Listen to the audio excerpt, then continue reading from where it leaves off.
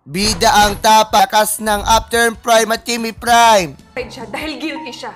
Baka tama yung mga hinala ng mga pulis na siya talaga yung pumatay kay Mati.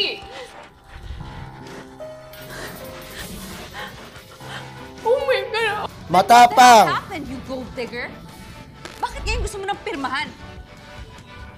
Dahil niniwala si Ina na makakabuti yon para sa kumpanya. Handang ipagtanggol ka.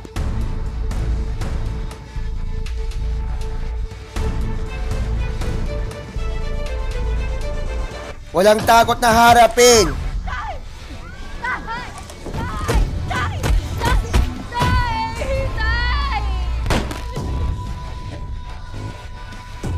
Matindi ang tapatan. Ng tao nila. Ang pagkakaalam ko, ang mga nadamay sa bomba ay yung mga hindi sumama sa strike. Kakampi sila ng management.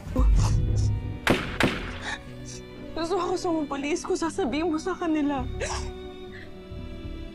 O ano ngayon kung gagawin ko eh? Bago pa raw ipagtakpo sa Jimmy North of Asia, pangmalakas ang tinig sa angat ng finale sa TNT ng It's Showtime. Intense na rin ang usapin harap sa bato ng Pathway Biabunda.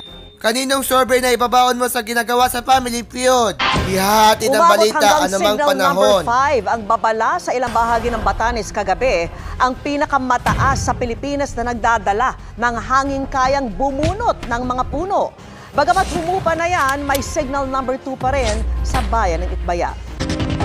Overnight na sa Manila Memorial Park sa Parañaque ang ilang dumadalaw sa kanilang mga mahal sa buhay ngayong undas. At may mga nag-alay rin ng bulaklak sa ilang sikat na nakahimlay roon. Ito ang ating Jimmy Upturn Prime at Timmy Prime!